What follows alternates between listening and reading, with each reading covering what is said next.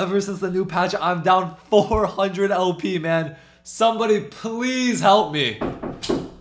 Boom, what up? It's your boy Professor Panny back with another TFT tier list. In this video, I'm going to be showing you how to play over 20 different comps so you can get that free LP and some first. What is this guy talking about? This patch is actually super balanced. I think every comp in the S, the A, and the B tier are capable of winning games. The only reason these comps are in different tiers is how consistent they are at getting to top 4. Excluding the C tier, there are 18 different comps you can go first with. So in this video, I'll be teaching you how to play these comps, when to play these comps, and what conditions are necessary for you to go first with these comps. So without further ado, let's get started with the C tier. In the new patch, they buffed Kogmaw, they buffed Skarner, and they buffed 6 Vanguard. So you would expect this comp to be better, but it's still pretty bad. The only times I would ever play it are if you start the game with like 4 or more Kogmaws and you have a Ginsu with a frontline upgrade, so you can tempo this comp into an easy 4th or 3rd, or it caps out a lot higher if you get the augment no scout no pivot. I think this comp is actually pretty good from no scout no pivot. Again, you still should start the game with many Kogmaws and many Skarners, or a frontline upgrade, but those are the two options. The comp is very simple. In general, you just want to play this board on level 5. You can play like another Vanguard over the Silas, but you just want as much frontline as possible to allow your Kogmaw to scale up with his double Ginsus. And after you hit Kogmaw 3, if you hit Skarner 3 on level 5, that's great. You should also try to roll for either Silas or Vi 3 because you're going to be rolling on 5. If you're not close to them at all, you can go 6 and roll for either Skarner or Ross 3. And if you're really far from everything, you should just push levels for your final board, which is going to be 6 Vanguard. So you play the Leona, you play the Jarvan, you play the Braum. You drop either... No, you're probably not dropping Silas. You're going to drop the Vi. Let's see. You drop the Vi, and instead of playing Kindred, you get to play... No, sorry. Not instead of Kindred. You just play Zeri. And then this is like a much stronger board. You get your Silas in the front. 6 Vanguard. 1, 2. This is your board on level 8. And yeah, hopefully you can top 4. Hopefully you can tempo. But I'm definitely not aiming this comp every single game. If you have the strong Kog'Maw opener with the early front line, I'd much rather just play another comp we're going to talk about later for Vanguard for marksman. Another 1-cost reroll comp, Morgana and Gragas all got buffed last patch. I don't think this comp is very strong, but if you have a blighting jewel, you can definitely be open to playing this if you have a lot of early Morganas. This is our board on level 5, and as we level, we're just going to fit in more bruiser units. The more bruiser units you can, and the more divinicorp units you can fit in, the stronger your board is going to be. This is going to be your board on level 7, I believe. And yeah, you just level for more divinicorp. Probably you want to play Kayn. Probably you want to play Vex. And you probably want to play this Renekton. If you can make it to level 10, I suppose. I'm sure this comp is very strong. But yeah, have fun getting there. Now, these are the 2 comps in C tier. They require very specific conditions to play. And even if you do hit these boards, most of the time you're playing for a 3rd at best. If you want to have fun, if you love Morgana, if you love Kog'Maw, then you should play these comps, but otherwise I wouldn't bother with them. If a gorilla were to fight 100 men in real life, then the gorilla loses every time. But if a gorilla fights 100 men in TFT, the gorilla's gonna win. Dr. Mundo reroll is the highest cap 1-cost reroll comp in the game, but the reason why it's in the B tier and not in the A or the S tier is because the conditions necessary for you to actually win are pretty rare. So before we get into that, this is going to be your board on level 5, and you're rolling primarily for Dr. Mundo and Zyra 3. If you hit Alistar or Seraphine 3, that's great, but it's not necessary. After you hit your unit, you're just going to be pushing levels for more bruisers. So you're going to probably play 5 bruiser on level 8, or 5 bruiser on level 8 with a brand. This way you can fit in Street Demon and you have 4 Techie.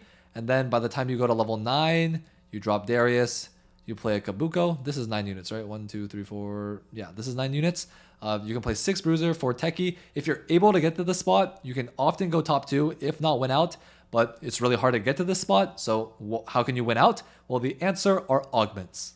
The first augment is investment strategy. Investment strategy gives you HP. Bruisers give you percent HP, and then Dr. Mundo's passive also gives him HP. If you're able to scale into stage 5 or even stage 6, then you have a very, very high chance of winning the game. The second option is Pandora's Bench, because that augment is just for high rollers. If you hit Zyra 3, Mundo 3 far ahead of tempo, then you can make it to this board very easily, and again, you can win.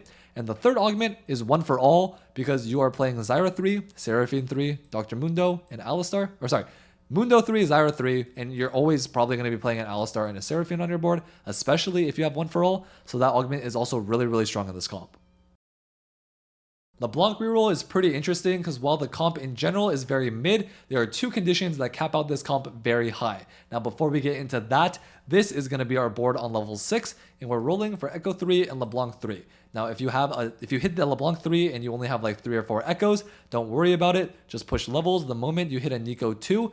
I'm pretty sure it's already going to be stronger than the Echo 3. And as you push levels, you just want to play more strategist, and you probably just want to get a Kabuko in there because that unit is broken. Now this is going to be your board on level 9 if you're able to get there. If you're not, just don't play the Kabuko. So what are the conditions that cap out this comp super high? The first is going to be Ornn items. If you get a Mana Zane on this unit, it turns this comp from B tier to A or S. If you have the Mana Zane, instead of building the Shojin, Nashers, and Archangels, you want Mana Zane, blue buff, and a JG. Where is that? Here it is. A JG, and you just play the board as usual, and you just play with these items. Now the second way that this comp caps out is of course with Cypher. This comp already is going to be playing 3 Cypher because it gives you 30% AP on your LeBlanc, which is quite good. So you might as well just get it. You might as well play Cypher on stage 2 and stage 3. You can cash out a 200 plus. If you get the Nikos, it's super strong because it allows you to push levels, or it allows you to hit your LeBlanc 3 earlier, so you can push levels to reach your cap. If you get the Radiant item, it's going to be good. If you get the Radiant Masterwork upgrade, it's going to be good. I've even seen a player take Titanic Titans. They just play their strongest board every turn with 5 Cypher in all of stage 4, and at the end of the game, they cashed out a 500 Hex. It was the all emblem one, so that was a bit low roll for them. They ended up losing to my Cypher board. But yeah, in general, I mean, if you got like the 5 items on Echo 3, Nico 2, Ziggs 2, Yuumi 3, I mean, he's going to win the game for sure. Slayers is definitely a lot weaker after the Jarvan nerfs, the Vayne nerfs, and the item changes. As you can see, this comp really loves items. 3 item Vayne, 3 item Senna, 3 item Jarvan, and 3 item Zed is ideal. If you're able to reach this spot, then you're definitely going to be able to win the game. The hard part is actually reaching this spot. So when are you supposed to play this comp? In my mind, there are 2 spots where you should be playing Slayer's reroll. The first is from Exalted Adventure. Because that augment gives you so many resources when you cash out, a lot of the time, you're able to itemize at least 3 of the 4 units, if not all of them. That augment is also broken, and this line is very uncontested. And there's a lot of other 2-cost reroll comps, so you're always going to be able to hit. And the other is if you have the augment Shimmer Scale Essence. Now, most of the time, if you get Shimmer Scale Essence, you're going to be hard angling Braum and Twisted Fate because, that augment is legit made for that comp. But if you have that augment and somebody else has that augment and they decide to play Twisted Fate, or you're just contested Twisted Fate for whatever reason, you should definitely keep your eyes out for this comp. It's very expensive, this comp as well. So, and Vayne uses the Gambler's Blade super well. It's actually a very good item on Vayne. And that augment gives you 2 items, one for your Jarvan, one for your Vayne. That way you can focus on getting items for your other units. I've personally won with this comp from both Exalted Adventure and Shimmer Scale Essence, so I think it's quite strong. But if you don't have those augments, when should you play Slayer's reroll? In general, if you have a Slayer's emblem, this comp can still be very strong. The augment not today, and you're like 3-way contested Vanguard marksman, you can definitely angle this comp. And the last one is if you're just playing Twisted Fate and you're contested Twisted Fate and one of your shops is just like Vayne, Jarvan, then just pivot, let the other guy have Twisted Fate, and get your free top 4. Veigar reroll is very interesting to me because I rate it at a B tier. I think this comp is pretty inconsistent because it requires a Kabuko to really win the game or even go top 4. But if you were to ask my TikTok comment section, they say that this comp is at least A tier, if not S tier. What that means is that Veigar is probably a lot stronger in lower elos. So if you're under Masters, maybe this comp can be moved up to the A or even the S tier. But for consistency's sake, I would put it in the B tier. Last patch, you would play this board with a Brand, a Nico, and a Ziggs on it. As your max cap, you probably drop Gragas, you play Kabuko. That way you can get to this 1, 2, 3, 4, 5, 6, 7, 8. You play one more Street Demon, an Echo. This is, in general, your level 9 board, your max cap board. But if stats are to be believed, and I like to believe in stats, the max cap board this time is 4 Cyberboss and 6 Bastion. Now, I think this line is really inconsistent if you don't have a Bastion emblem because I do not think that 6 Bastion is your strongest board on level 8. I think it's a lot stronger if you play a Brand, you play a Nico, you play the Echo. but if you're able to make it to level 9 and hit this board, the stats say it's the strongest. So just play whatever you hit, and if you're able to pivot your board into 6 Bastion at the end, then go for it. Ever since the Street Demon nerfs, there's not like 4 people every lobby contesting your Rengars, so I think Rengar reroll is back. Again, this comp caps out super high with artifacts. We all know the build BT Hodge in a Titans. You itemize Jinx Rengar. You don't play Executioner until level 8, and where you fit in a Vex. And this is your board. Very simple game plan. It caps really high, but you need a tempo opener. Your win cons, again, are going to be the Ornn artifacts. They're going to be, yeah, pretty much just the Ornn artifacts. Cutlass, Prowlers, Silver Mirror Dawn, they're all going to be super strong on Rengar. Living Forge is really good because Mana Zane is also really broken on Jinx. And yeah, that's the comp. I'm sure you've played it before, so I'm just going to keep it very brief. Moving on to the A tier, we have Shaco reroll. I like this comp, but if you don't have the enablers, generally it's play for top 3 at best. So how do you play Shaco? This is your board on level 5, and the only unit we really care about is Shaco 3. You don't care about 3-starring any other unit, and for that reason, I generally only like to play Shaco if I have 3 or more Shacos on 2-1 with a slammable item, because you need your Shaco to get the stacks early. So I mean, it's a big limiting factor for this Shaco unit. You need to high roll your opener. Now, after you hit the Shaco 3, what should you do? You just play vertical Slayers. This is your board on level 8. Most of the time when you play Shaco, you're going to start losing a lot on stage 4 and 5 unless you're high rolling. So you're just going to be rolling to 0 every turn for Z3, or I mean Z2, and you don't really have the goal to go 9 or for Jarvan 3 and Senna 3. But this is the ideal scenario. You just stay on level 8 for Jarvan 3 or Senna 3, and Senna 3. One thing to keep in mind is that IE is super good on Shaco in the early and the mid game because it just gives your Shaco so much AD with the crit and it stacks with the AD that you stack. But in the late game, after he has like 60 or 70 stacks, he has so much AD that IE is no longer necessary. In which case you move on the IE to your Z. You probably move the Hodge because of the interaction. In the late game, the only thing that your Shaco cares about is not getting CC'd and staying alive, because if it gets onto the backline, it's always going to be able to one-tap it. I think the best in slot Shaco build in the late game is Edge of Night, QSS in a BT. You move the Hodge in the IE, or the Hodge in the IE to the Z. You probably give it another damage item. I mean, let's just call it GS. And this is how you play your late game. So how can Shaco go first? The answer is in range. Now there are 2 ways to get range. The first is in artifacts, snipers, fishbones, or RFC. If you're able to get range Shaco, you can definitely win the game, in which case your ideal build is going to be range. Snipers is the best one. Then you want a Ginsu's, and then you want an IE. This is just going to make your Shaco into a ramping damage carry in the backline. And the second way is if you don't have the sniper's focus, you get scoped weapons, in which case the best build is going to be Ginsu, IE, and a QSS, wherever that is. So yeah, these are the 2 ways you can go first with Shaco. Or you can go like build a Bud Shaco, you can 15 streak, you can make it to 9 with Jarvan 3, Senna 3, and you can win that way, just by high rolling. I think Twisted Fate is still strong because the matchups it has in the meta right now are quite good. I think it beats Vexotech. I think it beats Street Demon. I think it has a good matchup into 4-4. The only comp it really loses to is going to be Amp because you play the Zac on the board. Really, most comps that play Zac are going to be able to beat you because your trash is going to get obliterated in 1 second. And by the time it's only Braum, Draven, and Twisted Fate left, the Zac is going to bounce, bounce, bounce, and you can't play the game. Naafiri is my favorite reroll comp this set, and it's also probably one of the strongest reroll comps because it plays the strongest trait in the game, 5 amp. There are 2 boards for Naafiri. You're always going to be playing Naafiri, Nidalee, and Yuumi because it gives you amp, and then you're either going to be playing the Nico Echo LeBlanc core or Jax Mordekaiser Shyvana, depending on if your first Exotech item is Hyper Fangs or Pulse. Now, Pulse is better than Hyper Fangs, but in general, I wouldn't say it's necessary to play the dog.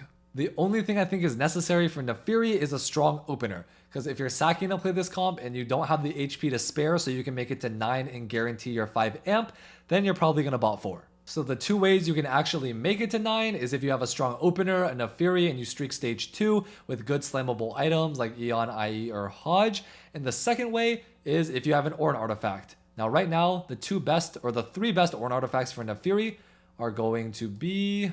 I'm going to move a unit down here so I can put him on this Mordekaiser. Silvermere, Cutlass, and Trenchcoat. Now there are 3 different builds for all these units. If you have the Silvermere, you just want BT and Hodge. Or you can have Pulse or IE, but in general, it's going to be Silvermere, a damage item, and then a healing item.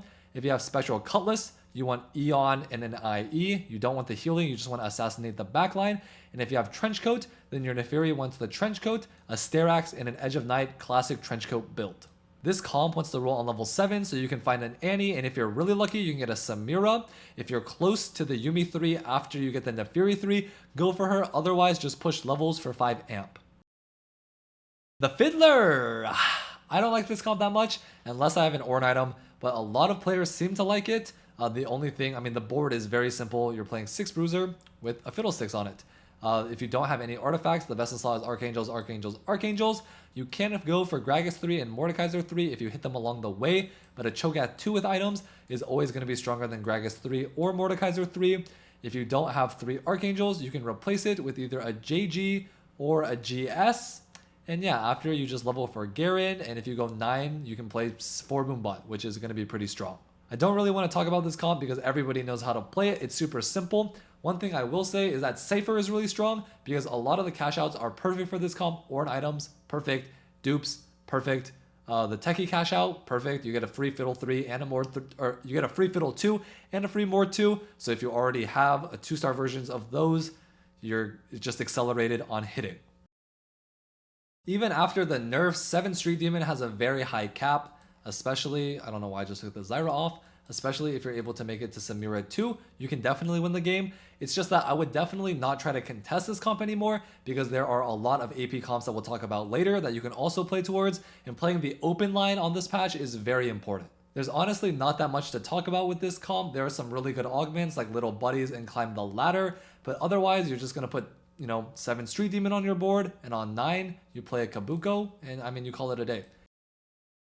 Another straightforward and easy comp is 7 Anima. Now this comp is definitely a lot stronger after the buffs. I've seen people win lobbies. I've been losing to this comp when I don't think I should be losing. So yeah, you should definitely try it out if there's not a ton of people contesting for Vanguard for Marksman.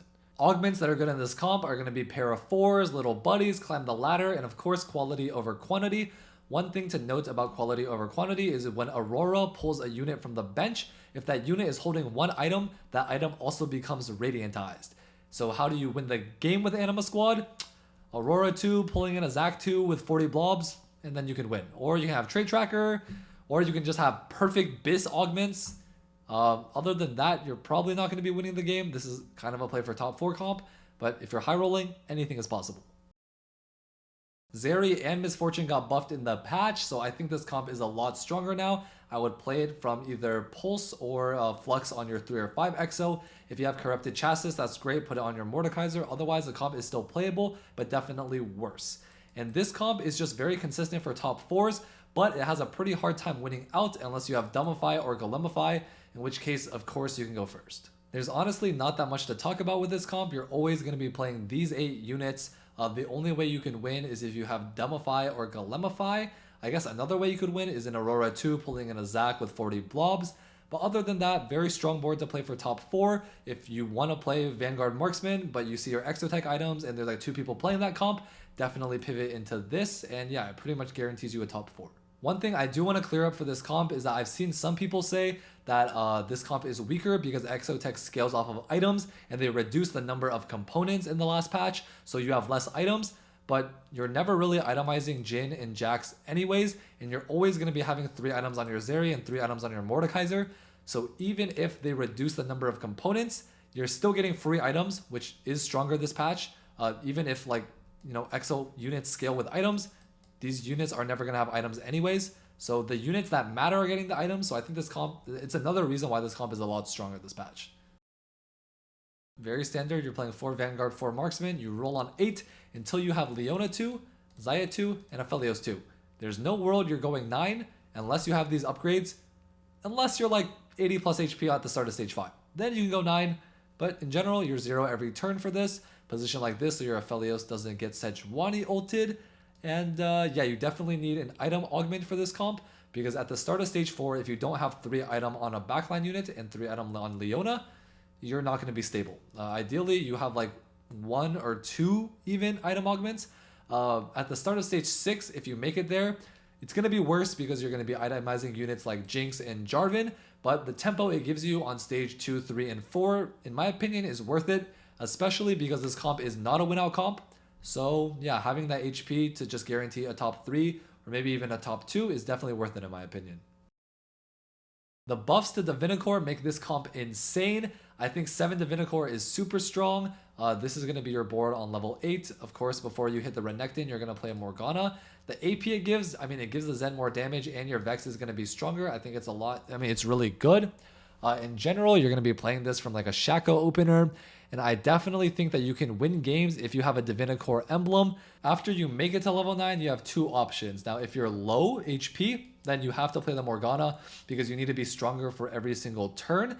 But if you're high HP and you can sack a few rounds, or you're just super strong, playing the Garion to get 6 or 5 or 6 divinicorp if you have an emblem on your Zed is going to be stronger than playing, you know, the 6th or the 7th divinicorp. If you ever spawn into a Garion encounter or you get a divinicorp emblem from Wandering Trainer, I'm almost always going to play Zed. If the renekton eats the dummy, pretend that this Dr. Mundo is a dummy, it gets like an insane amount of stats because that dummy is also divinicorp.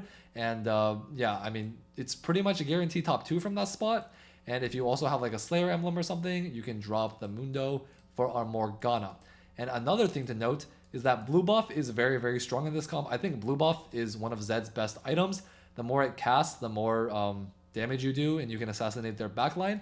But blue buff is also a great item for Vex, so it's just all about item economy. If you end up getting more swords and 80 items for your Zed, you can just move the blue buff onto your Vex and then replace it with like a BT or an Edge of Night. Ideally, at the end of the game, somehow your items worked out to where you have like 3 item renekton, 3 item Vex, 3 item Zed, 3 item Garion. You have divinicorp mod on both your Garion and your Zed, and you have Slayer mod on your renekton. This is going to happen like once in every like 50 games. It's not likely, but when that happens, you're going to be able to win out for sure. This comp has a very, very high cap.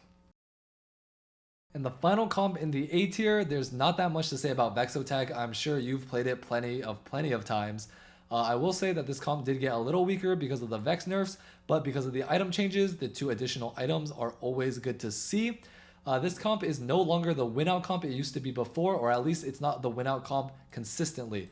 The only way you can really win out is if you drop the Jax in the Jhin, and you play an Aurora, and then you play a Zac, and then you play Renekton, and then your Aurora is pulling in like an Urgot or a Kabuko. Then you can for sure win the game. You get an Aurora 2, you move your various items onto the Aurora, probably not the Hyper Fangs. But yeah, if you were able to make it to this board, you can win the game. Otherwise, you're probably out of luck. After the buffs to 4 Dynamo and to Elise, I think that this comp is super, super strong. It's just that you're not going to be able to play it that often because there's still a ton of people trying to force TF for easy top 4s. This is your board on level 7, and after you hit your Braum in your Elise 3, you should push levels for 4 Dynamo. Oftentimes it's going to be a Jhin. If you high roll an Aurora, then you should also high roll the Zac or the Kabuko to pull in.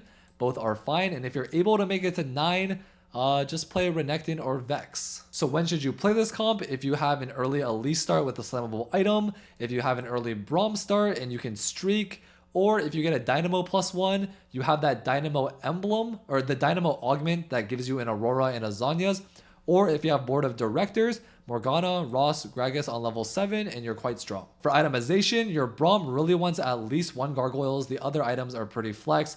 Warmogs, Redemption, Declaw, Bramble all work. And for Elise, the best mana item is blue buff because she just gains the mana passively from Dynamo, so you just want it to reach the threshold so you cast faster.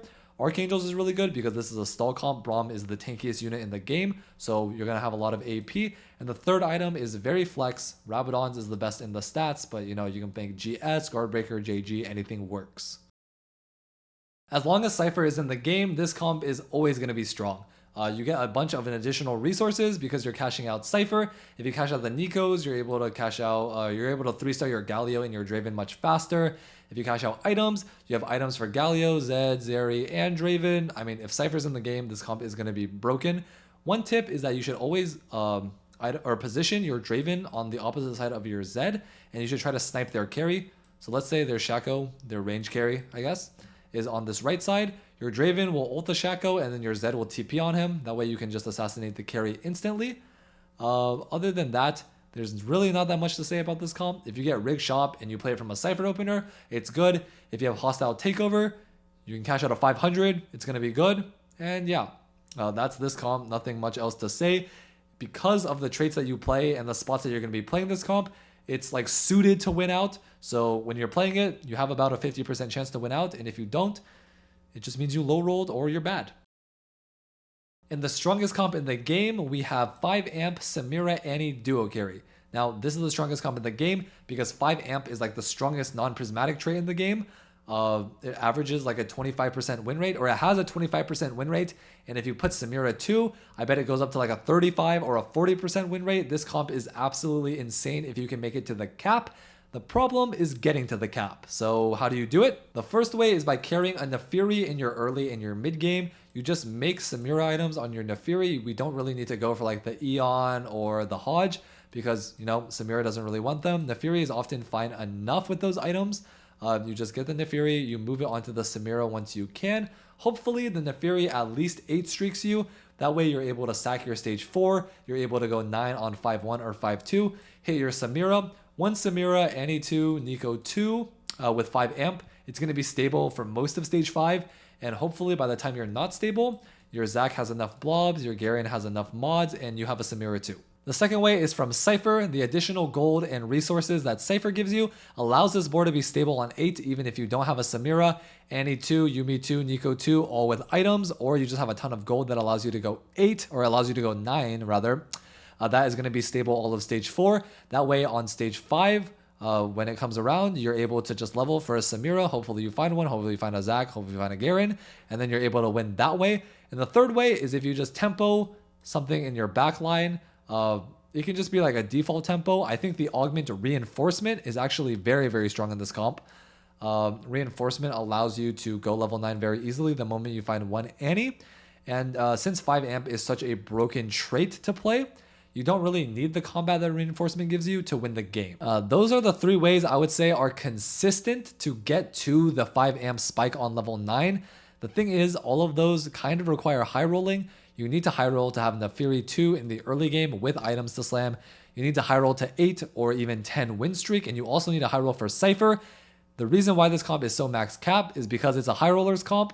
If you're not comfortable high rolling, then you probably should not play this comp. And that's my tier list for patch 14.4. If you made it to the end, thank you. If you enjoyed or it helped you at all, like, comment, and subscribe, and bye!